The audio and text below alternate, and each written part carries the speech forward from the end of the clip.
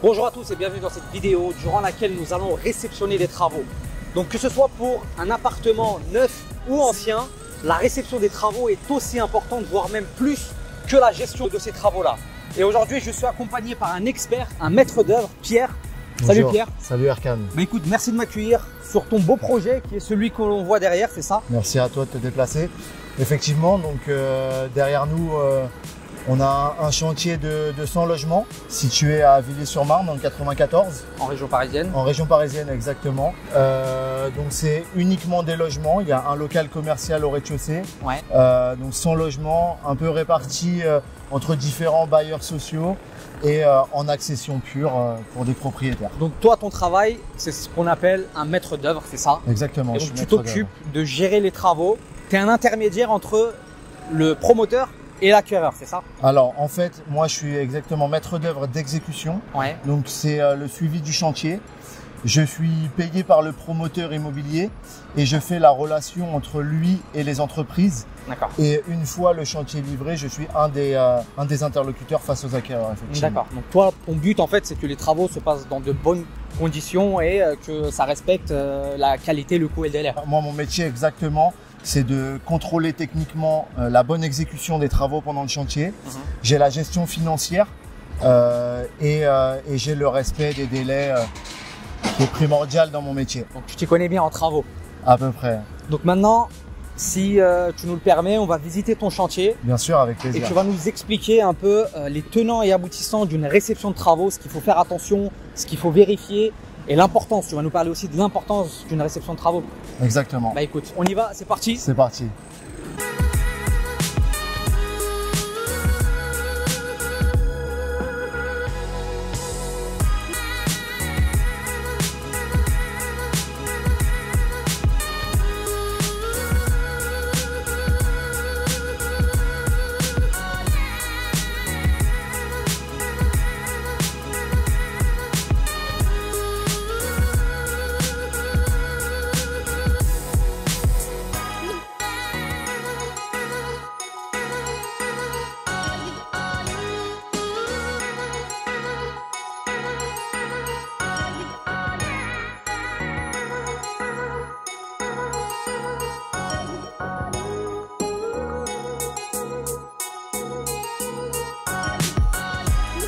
Nous voilà maintenant dans l'appartement témoin, c'est bien ça? C'est ça, c'est un appartement témoin. Alors, explique-nous, c'est quoi un appartement témoin, Pierre? Alors, c'est un appartement qu'on réalise en amont.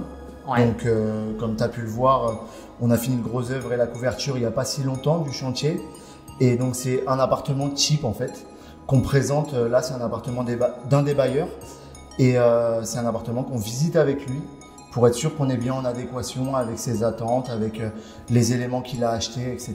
D'accord, donc en fait, tout le chantier est encore en gros œuvre. Là, il y a encore de la terre, il y a du terrassement, le ravalement n'est pas fini, mais on fait toujours un appartement témoin. Exactement. Pour montrer un peu ce qui va être présenté à la fin.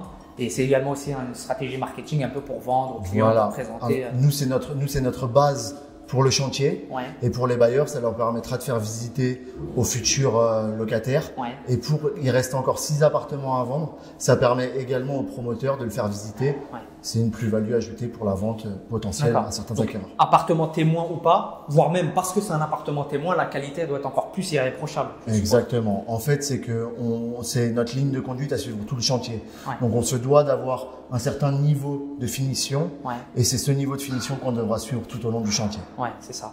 Et donc toi, tu as réceptionné les travaux de cet appartement. Voilà. Donc, tu as conduit les travaux, tu as géré les travaux, le délai, l'aspect budgétaire, etc. Donc ça, on n'y reviendra pas. Voilà. Mais tu as bien réceptionné les travaux au niveau de l'aspect qualitatif. surtout. Voilà. Alors, c'est qu'il faut savoir qu'avant de le présenter au bailleur, Ouais. qui lui l'a réceptionné avec nous, nous on fait une pré-réception avant. Entre vous? Exactement. Nous avec les entreprises en fait. D'accord. Et c'est là où on reprend les quelques défauts qu'il y a pu y avoir au niveau finition, etc.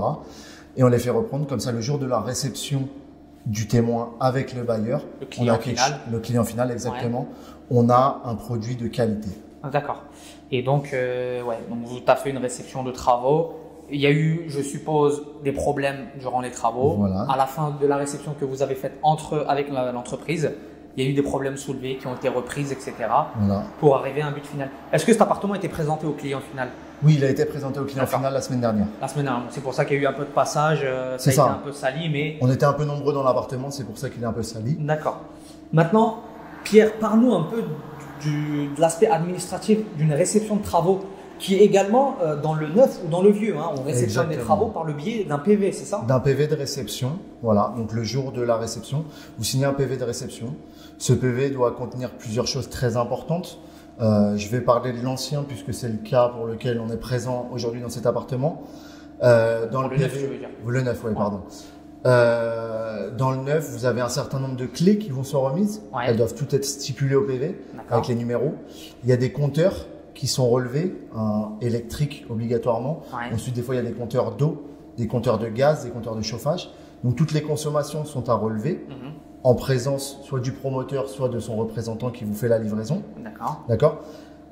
Ensuite, dans ce PV, sont notés ce qu'on appelle des réserves. Ouais. Les réserves, c'est ce que tu abordais juste avant, c'est les petits problèmes qu'on a pu voir pendant la réception. D'accord. D'accord. Il est très important qu'elles soient toutes notées dans le PV pour qu'on ait une traçabilité là-dessus, puisque ensuite le promoteur a une obligation de les lever Ouais. sous certains délais. C'est écrit dans les actes notariés. D'accord. Et en cas de problème, c'est une trace judiciaire, même si on n'espère jamais en arriver là. D'accord. En gros, c'est la réception des travaux, c'est la même chose dans de l'ancien, dans du vieux. En fait, à partir du moment où on signe le PV de réception, l'entrepreneur en fait passe plutôt avec son assureur. C'est plus à lui la responsabilité de lever certains problèmes, c'est à son assureur. Dans certains cas, on va y revenir juste après avec Pierre, mais en gros, c'est un élément clé parce que signer un PV descriptif, ça a des conséquences. Est-ce que tu peux nous parler des conséquences de la signature du PV? En fait, qu'est-ce que ça engendre? Quel est le délai qui débute après la signature du PV? Alors, c'est que à partir de la signature du PV, Ouais. c'est le propriétaire qui prend la responsabilité dans son appartement. D'accord? Même si le promoteur a mis en place des assurances qu'on appelle décennales, donc des assurances de 10 ans sur la structure et sur les réseaux du bâtiment, le propriétaire se doit de mettre en place une assurance. Si à partir du jour où la remise des clés a été faite, si un feu se déclenche, le propriétaire est d'abord responsable et c'est son assurance qui sera d'abord incriminée. D'accord. D'accord? Ça a de grosses Ça a de répercussions. grosses répercussions, C'est pour ça effectivement. qu'il ne faut pas le signer sans avoir fait… Voilà, il faut avoir fait un tour complet de l'appartement, il faut avoir pris le temps de tout regarder. Il y a des éléments clés à regarder, on en reparlera après. Il faut poser toutes les questions que vous avez à poser. Vous avez le propriétaire, il est en face de lui, ce qu'on appelle des sachants, des personnes qui sont là, qui ont l'habitude de faire ça, qui savent de quoi elles parlent, qui connaissent le chantier, qui connaissent l'appartement, qui connaissent les produits installés, qui sont capables de les expliquer. D'accord? Souvent, pendant une réception, on donne aussi beaucoup de notices pour les vidéophones, pour les choses comme ça. C'est très important de porter attention à tous les documents qu'on remet. D'accord. Maintenant, on a vu un peu l'aspect administratif. Admettons que cet appartement, on fasse la réception aujourd'hui. D'accord. Ou demain plutôt, et toi, tu arrives en amont, tu dois vérifier la conformité des travaux de cet appartement. D'accord. Donc, qu'est-ce que tu vérifierais? Si on faisait un petit tour comme ça, si on se baladait dans cet appartement… Tu as dit un mot très important dans ce que tu viens de dire, peut-être sans t'en rendre compte, c'est conformité. Ouais. D'accord? Quand un propriétaire signe un appartement, il signe une notice descriptive avec, il faut vérifier que tous les éléments sont conformes à ce qu'on lui a vendu. D'accord? Donc, dans le neuf, en tout cas, il est important que les propriétaires viennent avec leur notice pour vérifier que les équipements sont bons. Ensuite, la conformité, c'est vérifier qu'il y a bien de l'électricité et tous les concessionnaires mis en place dans l'appartement. D'accord? Ensuite, si on veut réceptionner, à proprement parler, les travaux, moi, ce que je fais, c'est que je viens, j'essaye tout. Après, il y a des points clés. Moi, j'ai l'habitude, ça fait un moment que je fais ça. Il y a des points clés à aller vérifier. On va pas tous les donner aujourd'hui, mais je peux en donner un détail, effectivement. Vérifier que les trappes de visite comme celle-là ferment bien. D'accord? Tu peux nous montrer? En fait, tout bêtement, avec un tournevis plat, on vient l'insérer dans la serrure. Et là, aujourd'hui, on voit qu'elle est ouverte. D'accord? Donc, à l'intérieur, il y a un tas d'organes. Ce qu'il faut vérifier, c'est qu'elles soient bien toutes fermées pour éviter qu'elles chutent, qu'elles ne cassent quelque chose. Ensuite, quelque chose de tout bête, c'est les portes-fenêtres. Vérifier qu'elles ouvrent bien, ferment bien. Les portes d'appartement, voilà, qu'il n'y ait pas de déformation, qu'il n'y ait pas de choses comme ça dessus. Tu peux nous montrer là, par exemple, avec cette porte, ce que tu regardes? Une porte, par exemple, voilà, on vérifie qu'elle ferme bien. Là, elle est bien fermée. On vérifie sur le côté qu'il n'y ait pas de déformation particulière. Donc comme tu peux le voir, il y en a toujours un tout petit peu. Ouais. C'est les règles de l'art, c'est les DTU, c'est les normes, voilà. Il y a des tolérances dans tout. Il y a des tolérances dans tout ce qu'on applique. Le béton, les portes, il y a des tolérances dans tout. Il y a des tolérances pour tout. Elles sont facilement vérifiables. Ouais. Pas forcément pour le commun des propriétaires, mais en tout cas la personne qui est avec vous est quelqu'un de sachant. Ouais. Il les maîtrise normalement. On ne les maîtrise jamais toutes à la perfection. On a quand même des notions dans tout. Ouais. Ensuite, c'est facilement vérifiable, c'est accessible sur Internet, etc. Tout à fait. Donc là, la porte, on l'ouvre, on essaye, la poignée fonctionne bien, la porte ne frotte pas en dessous. Voilà, on vérifie qu'il y ait bien la butée. La butée, c'est souvent dans les détails que se cache le diable. Hein. Bah, c'est là-dessus que notre métier est le plus compliqué, hein, c'est dans les finitions. Vérifier les joints, je suppose, voilà, autour des huisseries. On vérifie la finition autour, on vérifie qu'il n'y ait pas de fissure au-dessus. Ouais. Ça, c'est un cas assez récurrent. Voilà. Ok. Et donc là, on est dans le séjour, c'est ça? Exactement. Avec cuisine ouverte, cuisine américaine. Voilà, donc là, c'est un peu particulier. C'est que le bailleur a choisi d'installer des cuisines équipées. On ne voit pas ça partout. Ouais. C'est pas encore très répandu. Ça commence petit à petit. Mais voilà, donc oui, on est dans une cuisine ouverte sur séjour avec cuisine équipée. Ok. Donc là, par exemple, dans le séjour, quel serait un autre conseil, un autre élément à vérifier, par exemple? Moi, je mettrais beaucoup d'importance sur la fenêtre. Ouais, la porte-fenêtre. Voilà, exactement. Parce que moi, j'ai cette notion technique qui prime plus que l'esthétique. Oui. L'erreur que font beaucoup de particuliers, c'est de se pencher que sur l'esthétique quand ils sont en réception. Ils passent des heures et des heures à regarder les murs, la peinture, alors que la peinture, ça n'a rien d'important en soi. Ouais. S'il y a des traces sur le mur, on sait les lessiver. Ouais. Les gens en feront d'autres pendant leurs aménagements.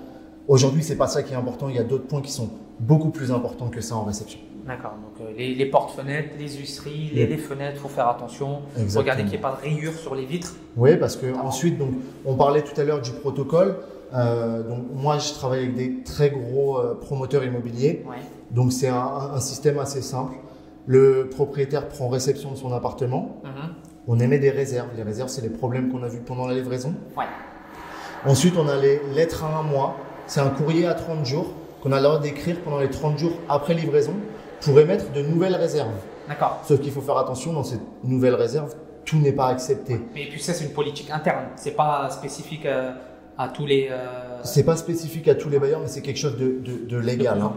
Oui, de légal en fait. D'accord. Voilà. En gros, ce qui veut dire, c'est que certains promoteurs maintenant autorisent même 30 jours après la réception à émettre certaines réserves sous certaines conditions. Voilà, je pense que c'est quelque chose de bonne foi, en tout cas. Et c'est quelque chose aujourd'hui, les promoteurs sont ouverts à la discussion. D'accord. Normalement, légalement, on refuse les réserves qu'on dit esthétiques. Ouais. D'accord. Aujourd'hui, il y a de plus en plus de promoteurs qui lâchent le lest et qui acceptent certaines réserves esthétiques sous réserve de bonne foi, etc. De tous les partis. Donc on a la cuisine. Qu'est-ce que tu pourrais vérifier dans la cuisine, par exemple? Qu'est-ce qui est important à vérifier? Un conseil? Un conseil, donc déjà vérifier, comme je vous disais tout à l'heure, que dans votre notice descriptive, si vous avez acheté une cuisine, déjà que cette cuisine corresponde bien à ce que vous avez acheté. D'accord. S'il y a des choses en plus, c'est pas plus mal, profitez-en, ça peut arriver. C'est rare, mais ça peut arriver. Que vous ayez mis voilà, un mitigeur un peu plus haut de gamme, des choses comme ça. Après, si c'est moins bien ou qu'il manque des choses, c'est ce genre de choses qu'on note sur le PV de réception. Il n'y a rien de dramatique. Si par exemple, mettons, j'avais oublié ce meuble-là, ce meuble haut, c'est quelque chose qui peut arriver. Il est arrivé cassé en cours de chantier, ça prend du temps à être commandé. Malheureusement, la cuisine, c'est quelque chose qu'on monte au dernier moment sur le chantier pour qu'elle soit nickel pour la réception. Voilà, le meuble est cassé, on n'a pas pu le poser. Ok, je comprends que le propriétaire lambda, ça l'inquiète, ça lui fasse peur même. Sauf que nous, on l'écrit sur le PV. À partir du moment où c'est écrit sur le PV, on s'engage à lever ce problème. D'accord. Et quels sont, donc admettons que tout est là, quels sont les éléments de conformité que tu vérifies par exemple rapidement sur une cuisine? De base que souvent c'est les trucs les plus naturels qu'on oublie parfois. Hein. Nous, ça nous paraît tout à fait naturel en tout cas. Déjà, je vérifie qu'il y ait de l'eau chaude et de l'eau froide. Déjà, ça c'est primordial. Et je vérifie l'électricité, d'accord, qu'il y ait le bon nombre de prises et qu'elles fonctionnent toutes. Il y en a certaines qu'on ne peut pas tester parce qu'il y a des prises RJ45 comme celle qui est derrière toi. C'est des prises téléphonie et Internet. Aujourd'hui, les réglementations nous imposent est-ce qu'on en met une dans la cuisine, d'accord? Je me doute que les acquéreurs ne viennent pas avec une box Internet ou un téléphone fixe dans leur cuisine pour le tester en livraison. D'où l'intérêt des lettres à 1 mois qu'on parlait tout à l'heure. D'accord. Donc après, on vérifie, je suppose, que les portes ouvrent bien, que ça ne grince pas. Voilà, après on rentre dans le détail. Ouais. On vérifie que les poignées soient bien fixées, que la porte ferme bien, qu'elle ouvre bien. On vérifie qu'il n'y ait pas de choc particulier, pas de rayures. On peut vérifier qu'il n'y ait pas de flambement sur le plan de travail, qui ne bouge pas, ce genre de choses. Ensuite, on teste tous les tiroirs, etc. Et en dernier, on jette un coup d'œil à la peinture. Ouais.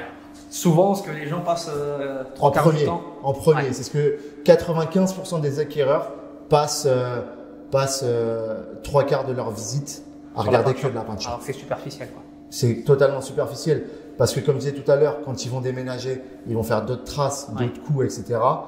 Et refaire un coup de peinture dans un appartement, c'est rien du tout. J'ai une petite question, Pierre. Admettons que le propriétaire ait réceptionné l'appartement. Oui.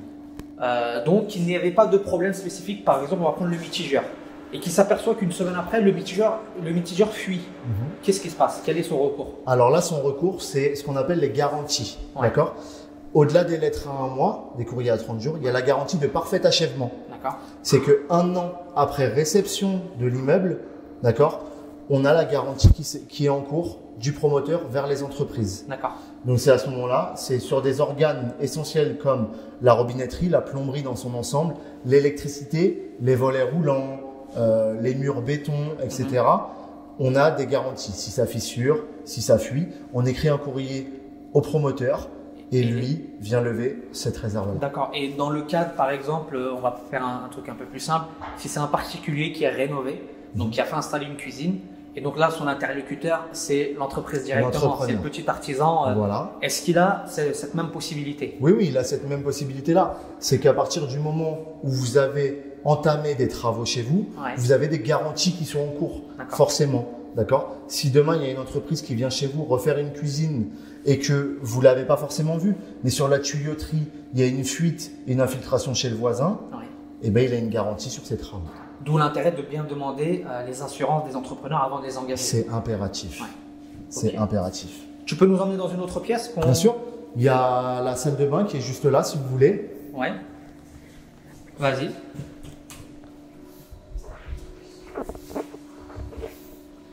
La fameuse salle de bain.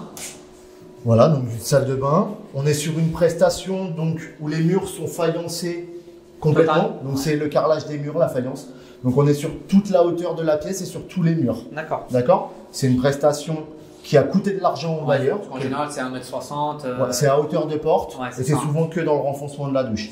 Aujourd'hui, pour ajouter une plus-value à ces appartements, le bailleur a décidé de faire cette prestation-là. Ça donne du cachet, quoi.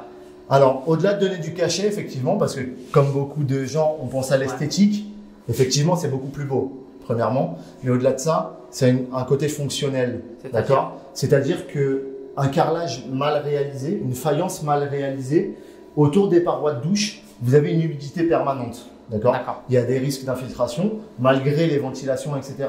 Il y a des risques de projection d'eau, etc. Et si la faïence était mal collée, à très long terme, on risquerait d'avoir un décollement des carreaux. Alors qu'avec ce système-là, on n'a aucun problème d'humidité. Donc, faïence toute hauteur. Ouais, moi, vraiment, c'est un conseil que si je peux donner aux gens. Ça coûte effectivement un peu d'argent, mais déjà, comme tu l'as dit, en rentrant, esthétiquement, c'est beaucoup mieux. Et fonctionnellement, ça l'est aussi. D'accord. Donc maintenant, revenons à notre stratégie. Si tu devais nous donner des conseils, d'éléments à vérifier lors de la réception au niveau de la salle de bain. Je reviens toujours à la même chose. L'eau chaude, l'eau froide. C'est quelque chose de tellement important. Donc ici, vous avez deux points d'eau avec eau chaude et eau froide. Le meuble vasque qui est derrière toi. Et qui est juste à ma gauche, la douche. Donc on vérifie l'eau chaude et l'eau froide là-dessus, que l'eau coule bien. On vérifie les températures. D'accord. Aujourd'hui, on est dans des bâtiments basse consommation, je parle pour le neuf, donc on a des températures réglementées aussi. Mais ça, tout est écrit dans la notice descriptive, d'où l'importance de l'avoir avec soi. On vérifie la chasse d'eau, qu'elle fonctionne bien. Voilà, c'est des choses en fait qu'on fait au quotidien, qu'on doit vérifier. Mais c'est ça en fait, c'est les trucs les plus naturels que souvent on oublie. Exactement. Là, c'est pareil, les gens ils vont venir ici, ils vont passer des heures sur les carreaux. Alors que bon, tu peux le voir, hein, les carreaux sont tous très bien posés, il n'y en a aucun qui a un éclat. Bon, après, ça peut arriver, je ne dis pas le contraire, mais ça ne sert à rien de perdre des heures. Ce qu'il faut sur l'esthétique, c'est ce qui t'appelle l'œil en fait. tu vas dessus, tu dis ok, il y a un problème ici, il faut pas perdre des heures là-dessus. Tout à fait. Il y a un côté fonctionnel dans un appartement qui est bien plus important. Ok. Après, effectivement, on commence une fois qu'on a vérifié les points essentiels, électricité, lumière, qu'on a vérifié l'eau, on vérifie que la ventilation fonctionne bien. Oui. Ça, c'est tout simple, une ventilation. Pour vous donner une astuce tout de suite, on prend une feuille A4, Ouais. on la met devant, on la colle, on lâche, elle tient toute seule en fait. D'accord. On vérifie qu'en fait la bouche elle se perd bien. Ok. Tout simplement. C'est une méthode pour les gens qui regarderont cette vidéo, une petite astuce assez facile. Là, elle est censée fonctionner. Non, là elle fonctionne pas encore, puisque comme c'est un témoin, on n'a pas encore mis les moteurs sur la toiture. D'accord. Tu fais bien de le dire parce que j'allais dégainer la feuille. Donc ensuite, on commence à passer du temps un peu sur les tiroirs. Ouais. On vérifie que le meuble n'ait pas de rayures, pas d'éclat. On vérifie le vasque, on vérifie le miroir. On vérifie. En fait, il faut se dire qu'une fois qu'on a vérifié le technique, on vérifie l'esthétique. D'accord. Donc là, si par exemple le miroir présente une rayure. Mais comme tout à l'heure, je suis accompagné soit du promoteur, soit d'un représentant. Ouais. Je lui dis voilà, regardez, il y a une rayure. La personne le constate avec moi. Soit on est d'accord, Pose une réserve. elle écrit une réserve, soit elle n'est pas d'accord. Parce que ça peut être une micro-rayure. Peut-être que c'est une saleté et qu'à l'œil, on a l'impression que c'est une rayure. Elle va le faire nettoyer tout de suite et là, pas de problème. Mais s'il y a bien rayure, que les deux parties sont d'accord, on l'écrit sur le PV. Il doit être changé. Et il sera changé. Ok. Bon, bah c'est quelque chose qui est bien. On passe à une autre pièce. Ben, la dernière pièce de l'appartement, c'est la chambre. Donc, on est dans un T2. Donc, on a fait séjour cuisine. Quelle surface on a ici? On a 45 mètres carrés. D'accord. 45, c'est un beau T2, 45 mètres C'est carrés. un beau T2, ouais. C'est assez confortable. On a une vue sur la cour intérieure qui sera bien plus sympa une fois qu'elle sera terminée. Et donc, dans cette chambre, qu'est-ce qu'on vérifie? Comme tout à l'heure dans le séjour, la fenêtre, Ouais. la porte. Voilà, après, il y a d'autres éléments à réceptionner, mais on va garder un peu de mystère autour de tout ça. Ouais. Voilà. De toute façon, après, il n'y a pas grand chose. Hein. Je Non. pense qu'il y a quand même, il faut jeter un coup d'œil au sol souvent. Justement, là, on est dans une chambre où il n'y a pas beaucoup d'éléments techniques. Ouais. Donc, c'est dans ces endroits-là où on peut passer un peu plus de temps sur l'esthétique. D'accord. On peut regarder les murs, on regarde les parquets. De toute façon, quoi qu'il arrive, il faut le faire dans tout l'appartement. Ouais. D'accord? Mais ce que je dis, c'est qu'il faut juste pas perdre trop de temps là-dessus. Et donc, bah, pour finir, juste un dernier conseil, un truc qu'on n'a pas abordé. Comment tu fais pour vérifier le bon fonctionnement de l'électricité dans un appartement en travaux? Alors, l'électricité, moi, ce que je Comme là, conseille… on a trois prises. 3 prises par exemple. Voilà. Donc, ce que je conseille, c'est à tout le monde de venir avec tout bêtement un chargeur de téléphone, Ouais. en fait. Et on vient tester toutes les prises standards D'accord. avec.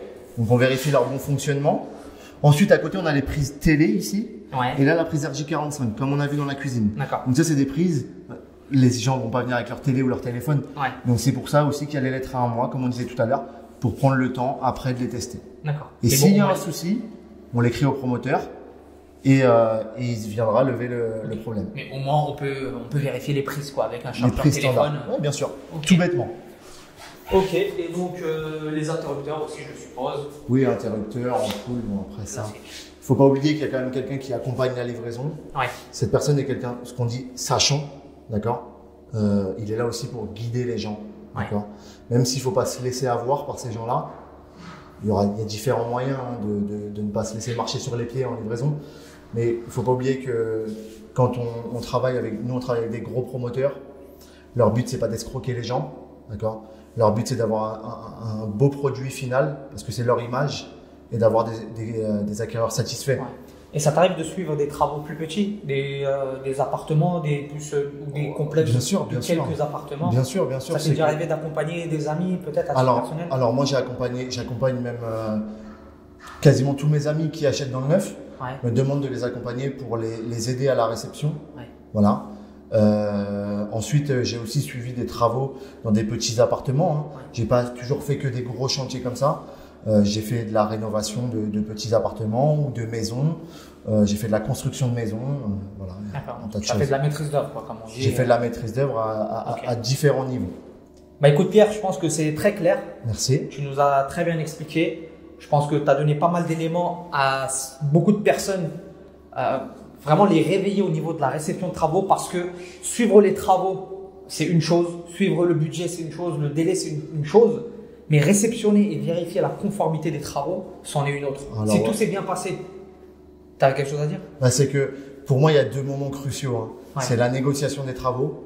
On choisit les bonnes entreprises au bon budget et la réception des travaux. Ouais. C'est les deux moments cruciaux dans l'achat ou la rénovation d'un appartement.